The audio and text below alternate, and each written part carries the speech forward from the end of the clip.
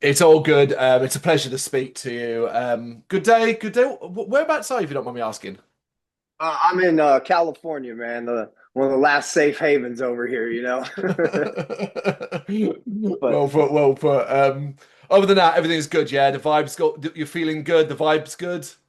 oh, incredible! I was just out doing my other gig, selling merchandise in Europe for the last 3.5 weeks, and that was cool. But man, I'm so pumped right now. Things are turning like we've never experienced before. The hype is unbelievable. The It's just tripping us out, man. We're really humbled by everything and feeling so blessed and all this hard work. Kind of just feeling like it's paying off, man. Like hard work is still something you can achieve what you want. Yeah, yeah, well put, well put. And obviously, like, your little jaunt around Europe, so to speak, your time out, and some of the festival appearances as well. Like, I watched you perform, of course, with Soulfly as well at Grasspop. Has that been fun? Has it just been good just to get out really and enjoy the nice weather? Yeah, and you know what's cool? I love that. I'm very fortunate to have that kind of experience where I can warm up myself for my upcoming tour. It's one thing to practice in like a garage or in your jam room and stuff, but to feel the adrenaline mixed with that rush and controlling all of that and the 80,000 people that like I'm ready to go. My voice is feeling great. My energy, my lung, like all of that part was really cool. On top of just getting to rock, man, for that many people is mind blowing. Yeah, I mean, oh, it's always incredible, isn't it? But you make a really good Yeah, point because even something like as simple as your cardio, if you've not been on yeah. stage for a while, it can suffer. Dude, totally. There's nothing that compares to how hard that workout is if you're like a high extreme metal band performing. It's hard to emulate that. Well, it is a long and winding road that you are on, and we are on our way to release. A lot of work already been done, of course. Incredible amount of Yeah. work been done at this point, but there's always still work to be done. At this point Yeah. in time, right now, what's kind of keeping you busy as far as prep goes for the new album? Right now it's been press. I've always had a little bit of press pre-album. I think we've always been on a little indie label, so press was really far between. We've always been an underground kind of kept thing going on here, and Hmm. now moving with RPM and FM Music Management and Curtis at his PR company. It's just like it's a whole new realm, and I think that on top of how great this record is it's overwhelming, but it's awesome because this is like what you dream of. I'm doing interviews all day long. We're discussing packaging and release and all these tours that are coming along now that we've like, you know, prayed for and manifested, and now it's like Hatebreed, then 6 Feet Under, and just it's beginning to like I said, show off that hard work, paying off, that grind, that not quitting. Me, Lennon, and Elle have really given a lot, and it's exciting to be like, oh, maybe there's a chance still. We thought we might have never made another record and got dropped, and now here it's like, holy crap. It's this. Do Yeah, you man. it's a big shift as you say though, like doing a Yeah, huge lot more press and stuff like that. Are you enjoying it though? I mean, because obviously, you're having interviews, you're talking to people all over the world from different sites and magazines and stuff. And a lot of it, of course, is going to be repetition because we're talking about new album, yeah. we're talking about what's going on. Have you found it mostly enjoyable though? Oh, I love it. Like, Yep. I never know who or what's going to pop up on the screen. It's always an experience. And then it's like you lock in and you're like, oh, we're just talking music and metal. And I think nowadays having Zoom, when I was like starting and doing the early days, it was all uh, typing, phoners, Mm. just not very impersonable. And this is like, I feel so much realer for, metalheads out there to really experience like who is in the band, who like what their vibe is. Like watching this, you can know more about me than you ever would listening to my music and stuff like that. So I love this, man. It's cool, and I'm grateful that people like give a shit to talk to us about this record. Like that's even cooler to me. Oh, I mean, absolutely. It is a phenomenal record. Of course, we're talking about Savage New Times, your brand new album. Thanks, It's man. out August 15th, 2025 via RPM. We've got a little bit of a wait. We're not quite even a month away yet from its release. Yeah. Where's your head at with it right now? Because there's two ways this can go. You kind of are desperate just to get it out there and let everybody hear it, or thoroughly enjoying the build still. Where are you at? I'm enjoying the build. RPM put together this incredible way to release this. We've been very patient. It's been done for a while, but we had to make sure RPM was on board with everything being new, our management. And they went with this idea of releasing 5 singles, which I don't think many heavy metal bands have ever done prior to a release of a record. This has given us a steady build since like March all the way up until the release of the album. And it's making it exciting for us guys because it's like, oh, we got another song coming out. We get pumped. Everybody's like, oh, this one's badass. And then it's like the next one comes and it's like, oh, okay, is this one going to live up? And then people are like, oh, it's even better. So it's had like this constant, really cool excitement as it's like progressing towards the release date. Now, we skipped July with a single, and that's because the tour's there. We're going to be like pumping it that way. And then bam, we release the self-titled song Savage New Times day the record comes out. So it's been a steady just excitement. Each one kind of like pumps you up a little more, a little more, a little more. And coalescing with the release of the record is going to be incredible. And then people get to sit on it, learn it, and a month later we do the tour with 6 Feet Under. So hopefully by then people are singing and raging and Yeah, going yeah. nuts. It's cool. But It's even a then, nice like line. because of the singles as well, it's a perfect chance to start learning these songs, those songs that are out there as well. I mean, I'm a big fan of the build, right? I'm a big fan of it, but Yeah, obviously we don't want to go on a year or so on. But hell, the yeah, way you guys are doing it with that kind of as things begin to not die away, but when it slows down, the internet moves on, new music comes yeah, out, and then boom, there's that new single, and suddenly yeah, you got your foot back on the gas and we're flying forward. And the response to the singles has been immense. Seemingly, people are yeah. really enjoying what the album is offering so far. Does that go some ways to ease your mind as to how you think the full thing might be received? Oh, I'm glad you asked that because it totally does. Because in my opinion, the 5 that aren't going to be released are just as good, if not better. I mean, Feel This Shit is possibly one of the best songs on the entire record. Um, Doubts and the Fears is one of the best songs on this record. Chucked Off, another one that's like, I think has some of my best vocal lines I've ever written as a musician. And, then Used and Abused. And it's just, there's so much on this record that I think it's going to become a record that people want to repeat. It's very intense. It makes you go, damn, that was cool. Damn, like it's just endless fun. And like I find myself a year on still listening to this record and finding things that are still growing on me. And I just can't wait for people to see like, yeah, they did 5 singles, but damn, these songs they didn't release are just as powerful. Yeah, there's no filler. This is literally an all killer album, and I all feel that. 10 could be totally released if it was as singles. It's just so happens you can have five's a lot anyway. Yeah, I feel that. And I think it's cool to give that much away. In this day and age with the way music is, like you said, it's so fast. It gives everybody a real true vibe of what they're gonna consume rather than being like, I don't know what's on it, but okay, I'll buy it. And this gives you a little more like, all right, this shit's tight, I'm gonna get it. Yeah, and it's kind of thinking about the way the modern world is as well. But you know what? Of the singles that were released, there has to be one that you were more than any of the others that you were particularly interested to see the reaction to. I imagine it had to have been Dolores. Dolores was up there. Um, Oh yeah. are you pleased with the response to that, considering it is such a unique Incite track? Oh man, now I was terrified, but also very proud and excited because I knew how cool it turned out. Like we've always been a band like people try to label it the thrash, but we're like just a heavy metal band. We feel like we can really take pieces and parts from all sorts of the genres and really blend them well and make them work and not like sound like something that we're like forcing or trying. It just really comes fluid. We Mm. bounce like that. And Dolores was like kind of this idea we had prior, like on Wake Up Dead. We kind of were like leaning in this new direction of adding kind of melodic darkness to our sound with mental destruction, acoustic opening, really really kind of paving the way for where this is coming from. And once we got in the studio and we were all real nervous about to play this thing. It was like, what's is this going to be like the end? What's going to happen here?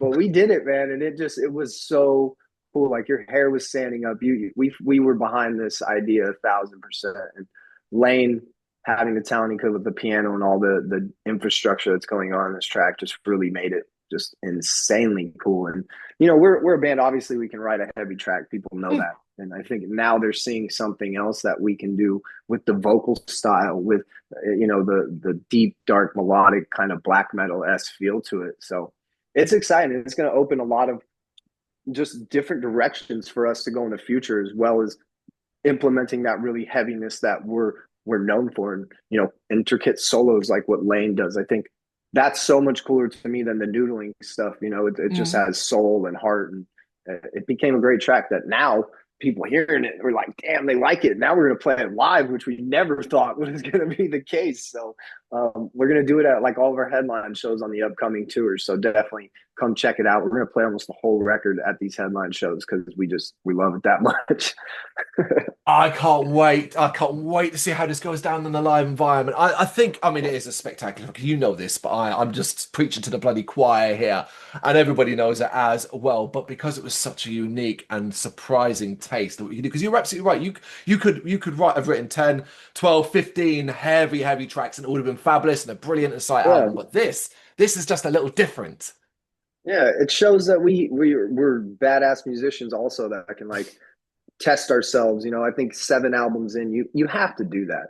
Mm. And for us, we've never had a hit record or this hit song that we're forever trying to chase or emulate. We every time we go in and make a record, man, it's just like we can make it whatever it wants to be. We don't have to be like, oh, this has to sound like that song because that's our hit. And that gives you so much freedom in the studio and writing, and allows us to get to a place where Dolores is created, and taking it from there and showing people that, yeah, we are some badass musicians that are just pissed off sometimes when we're writing. you know You're growing as well. I mean, you grow as artists, you yeah, grow as people. Nobody yeah, wants you to stagnate. So the idea that you've evolved into and have this as well in your arsenal is just, I think any fan of Incite will be pro this track and what you do yeah. going forward. Yeah, I agree. And it's gonna be cool. Hopefully this all turns into a little more success so we can put more budget into our show and have that piano drop out of the sky and Lane can play it and then it just vanishes. So That would be but we amazing. yeah, we would, we're a big thing on like no backing tracks, no gimmicks, no bullshit like that in terms of like metal music, and we think it needs to be all done. And we're definitely going to get to that point because we appreciate these songs, man. We want people to see them live because I think that also translates into how good they are in connecting people. And, like you said, we're growing up and topics change. It's not about like I'm here to kill you in a metaphoric way. Now it's more like, hey, get the bullshit people out of your life, fight for what you love, talk about relationship and love and deep things that happen because we all go through this stuff. So the more relatable, the more we connect with the listener and the metalheads out there and hopefully help them through a shit day or whatever. I think you know this, but you're aware that, I mean, you've always had that ability. You've always connected with your listener base, your fan base in a very special way. Fans of Incite are fans of Incite, you know? Yeah, yeah, definitely. I've always loved that, the personal aspect of writing and bearing your soul. I think I'm not a person that's like going to have a conversation with somebody and bare my soul. I'm going to, contain it and use it for writing these lyrics. And that's like my mental health release when I write these albums. And that's what I try to provide for, whoever's listening to it. Because to me, it's always been there to save my life. This Hmm. song that I could listen to on a bad day or a great day. And I want that to be the case because metal is that form. It's like a safe health release of all the bullshit or even positive things. So I want our albums to always reflect that for whoever's getting to ingest it and not be something of a bad message. Yeah, hell yeah. But let's look at the bigger picture then. The album as a whole, your vision, really. Seventh album, as you said, Yeah, big album, big number, getting it up yeah, there. What did you oh yeah. did you have a clear vision to what you wanted it to be when you first started working it? This one was really cool because going back to like Built to Destroy, Oppression, and some of the earlier ones, we had a guitar player that kind of dictated the writing. We didn't really know much about the music till we were going in the studios, and the process was really not enjoyable, and it began to take its toll. And finally, the pandemic hit, and we were able to clear this problem away and bring in a guitar player that suited us. And we found out Lennon knows how to write some of the coolest riffs ever, when he's a drummer, and he's just been hiding them, I guess, for all these years. So when we went into this process, it was like we have this incredible guitar player that's been nurtured with us for 2 years, learned our style, and is exactly influenced like we are. And then we have the drummer who's been a part of the band for 13 years and knows what the band wants to sound like. And that's what this record was. It was like, let's finally make the album that we have strived to sound like, what we wanted to be since day one. We have all the pieces, all the parts, and every album before was written through like email chain and Dropbox. This, we took Lennon and Lane and locked them in a house in Texas for 3 months and made them just come up with everything. And smoked a lot of weed, they had deep talks, and they just wrote music, and they sent us 10 tracks, and they were just unbelievable. At demo stage, we were all just floored, and it made it so easy for us to continue the process, for me and Elle to add what we do. And this record was just, we knew we wanted to make something ferocious, but again, 1,000% exactly what Incite has been striving for. All these different lineups that happened in the early days were just kind of levels to get to this place and understand, and growing with Lennon and Elle, and keeping Steve consistent on the production also has been a immense growth for us, album to album. You describe it in such a way that it sounds like it went fairly smoothly, and the bulk of the album came together fairly succinctly. Is that the case? Oh yeah. I mean, you struggle obviously because you're trying to do the best thing possible, but like the vibe and the camaraderie between all the members was there. We were sharing everything. We were up to date. We were informed. It wasn't a fucking fight the whole time. And when you're trying to create something and you're fighting with one guy against three others, it just doesn't make the situation coalesce, and this time it did. And also, we're like, we want to record this in like the most dire situation. So Steve Evans just happened to move back to New Jersey from Southern California, where we've been recording like sunny, beautiful, perfect, not a care in the world. So now we're going to Newark, New Jersey. We're in one of the most hood neighborhoods there is. There's gunshots. It's wintertime, freezing, dark, and we just were able to literally just focus on this record with the environment that it was producing for us to like fully engulf into this thing. And I think that truly is what made it become that. I think you always hear these kind of stories from great records that are made of like the hardship and the shit that goes on, but finding that way, Mm-hmm. Yeah, totally it seems to feels. go hand in hand, doesn't it? Like you got a great I record and think then you got a so. story. Yeah, I think so. It takes a lot of incredible things to happen. Like I always wondered how some of those songs in history had been made. Like what did they think of to like come up with that part or introduce those sections? And that's like what Dolores was for us. And like all these songs, they just were really like, damn, that's cool that we thought to do that. And normally we wouldn't have. So it was cool, man. I can't wait to already like work on another one. I mean, a moment in time. You'll never be able to replicate that exact thing, but hell, what you learned Yeah. from it, you'll be able to take forward, right? Yeah, I think so. And again, I think Steve Evans is like our lifetime producer. So we'll have that person that always understands what we're looking for, and push us as hard as possible and then give you a hug afterwards. Like that's very lucky to have that, and a record label that supports us so strongly like RPM, and everybody just really being on a team. It's cool because I always like wondered like how bands really got big and things went right. And it's like all the years that we had problems of not being able to take that step, the music was there, but it was like the team wasn't. One guy was off, Mm. this guy didn't do his or that. But now it's like when everybody is on the same page and they believe in it and believe in the music of the band, it just anything's possible. And I think that's the coolest thing I'm experiencing from all of this at the end of the day. It stops feeling like work, right? In a sense, yeah, because this is like the work I want to do. I want to Mm. do interviews. I want to like pick an album cover. I want to talk about like flyers that we're making for shows. I want to talk about that kind of stuff. That to me is like moving forward and pushing the band forward. And that's what I'm here for. I enjoy all aspects of music, from the playing to the business side. It's all interesting. I'm glad to hear that. Sticking to kind of the album process, particularly from your perspective, the vocal perspective, how Yeah. experimental did you find yourself being in the early days? And did you test yourself in ways that even you didn't necessarily expect to on this record? Oh man, the early days, I didn't know anything. I just literally was thrown on stage and just yelled. That's all I knew what singing was. I never had lessons or classes.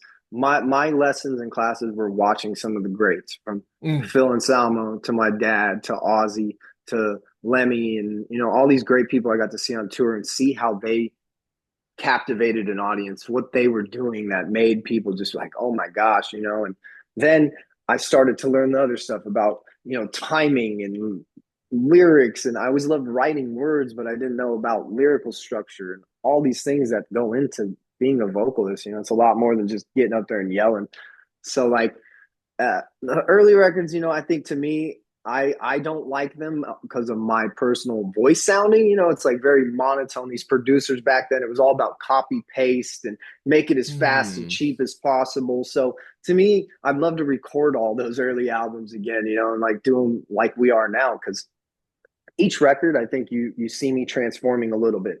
I think more along the line, you see my lyrics getting better, and then come Built to Destroy, I think you start hearing me challenge my voice and entering new realms of vocal performances, and making it more fluid and have feeling and emotion rather than sounding like some monotone computer voice. And Wake Up Dead was really that push forward, because I was like, if I'm gonna fucking do this, I need to take it serious. So I signed up for a Melissa Cross seminar of 3 classes where she kind of just instructed you on the basics. I don't want to lose my voice. I want to perform for a long time, and that just was incredible. And the insights I got to that was more than I knew in the previous 15, 20 years of doing it. So Mm. sometimes you can't be stubborn, and you got to ask for help and just kind of get better. And we went into the Wake Up Dead record, and we had the song Deadbeat, and I think that kind of changed my trajectory vocally forever.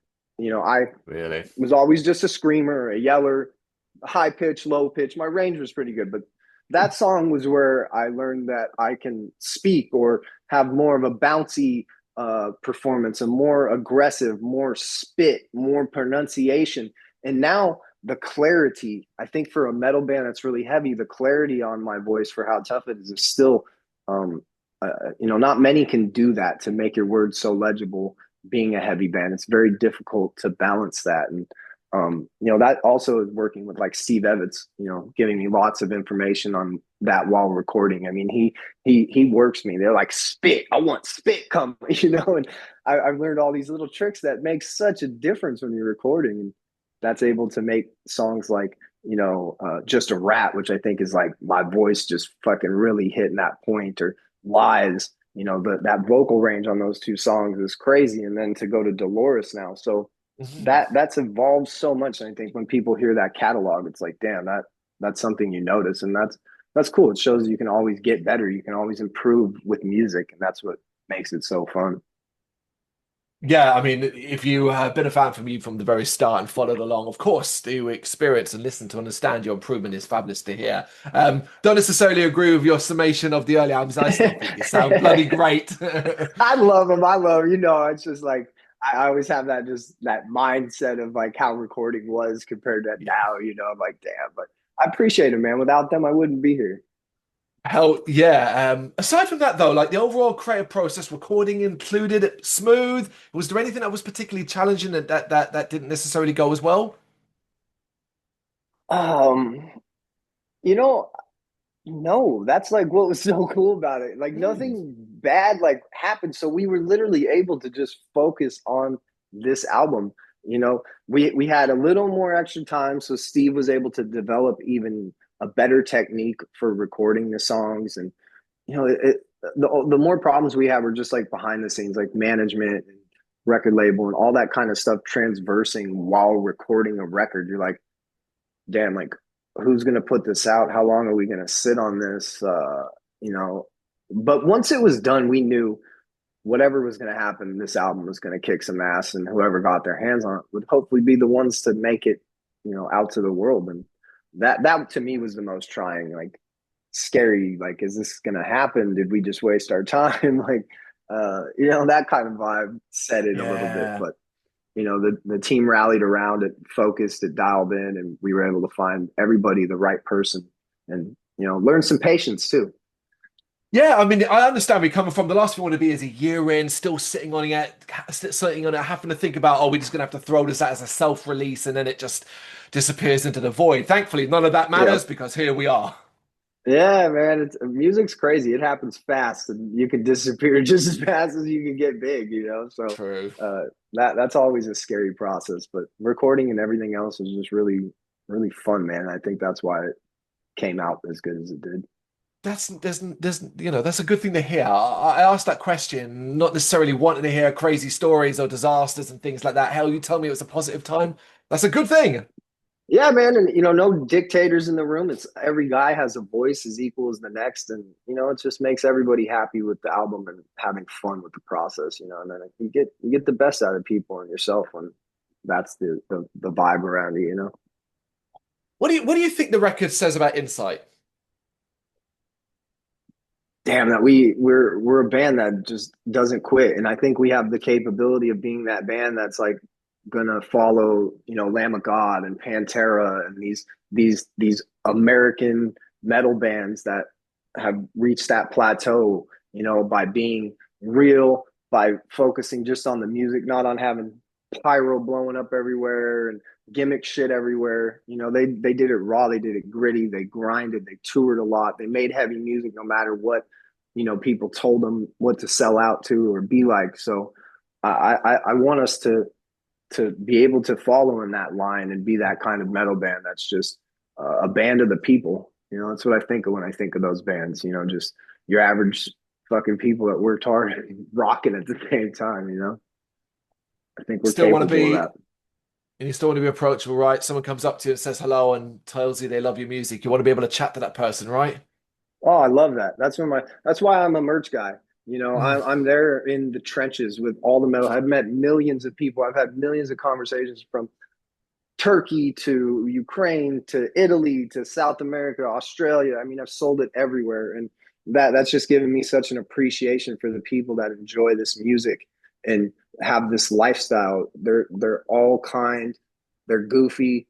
It's just a true blessing to be in this. I can't imagine the pop world or hip hop or country or anything has this kind of connection with their audience on this level. I mean, it's hypnotizing, it's deep, it's cleansing, it's forever. Like people are bringing their kids, to these shows, and then they're going on, and the next generation. Like that's how I was raised. It was all Mm. around me as a kid, and it was just like this is the coolest shit I've ever seen. I want to know what's up with this, and be a part of it, and started going to like Sacred Reich shows and Atrophy ended up on their cover when I was like 5 years old of Violent by Nature. And then it's like, it just started just going, man. I love heavy metal and the people and the vibe that it's about and what it represents. It's why people try to suppress it because it's so strong and freeing people's minds and getting rid of that shit that's building up inside you, in a healthy way. Mm. I want to sort of add, you are, just to reiterate, like from my perspective, when you say you're the merch guy, you are super approachable and you want to meet people so on. I can prove that because on my phone, I'm going to see if you can see it. That is 2019, Yes. 2019 at the Underworld. That's me, my wife, and you. I love that so much, brother. Yeah, like I say, man, we're just a band of the people. We don't charge you for a meet and greet. We never will. I love having conversations with people. I love seeing a familiar face that I've seen 20 times, taking a photo. It's what it's all about, man. It's a gift and a blessing to be able to be a part of this and do this and have people give a shit. Absolutely. I can't wait to see the response to the full album. We're out of time, but I've got one more for you because you are about to go on a whole host of tours. The end of the year is crazy. Summer Slaughter tour looks insane. Then, of course, Midnight in Hell with 6 Feet Under as well. You're Yes. so damn busy. But you know what I noticed? None of this stuff brings you over our way. When is the UK going to get to Now, see you next? Now, UK is the most important place to us in the entire world because you are the first country that truly supported us. You're the first place that we walked on a headline show and we had a packed place. You're the first festival with Bloodstock that we were ever given. We have toured there with Cancer Bats numerous times and Soulfly and El Nino and all these bands, and you guys have always shown out for us. So there's no question that we are coming for you and we are going to be there a lot. And I already talked to the team to yesterday. It was discussing the plan. So February, March should be Europe as well as the summertime. So we're gonna do at least 2 times over there next year, and a lot more after that. It's our dream to be on these festivals and rock to you guys, because again, you gave Incite our ability to be a band this long. Without Europe and UK, we would have been done a long time ago. So we're gonna come crush you. But we need to teach America a lesson real fast about like the disrespect we've gotten for the last 15 years. Do it, kill it, and we'll see you next year. But of course, until then, Savage New Times, August 15th, RPM, an incredible album. I cannot wait for you to come back. And until then, Richie, thank you so much for taking the time to do this. I really appreciate it. Hey, if everybody buys it in the UK, we might do a surprise show before the end of the year. Just it's up to you guys what happens. So thank you so much. Spread the word, and I'll see you again for a cool merch photo in the future, brother. Thank you very much for watching. If you've enjoyed what you've seen, please consider hitting that like and subscribe button. It does help us out. You can find us at gbhbl.com and across all social media platforms. And if you really want to give us a bit of extra support, please consider buying us a cup of coffee over on our coffee page. Thank you.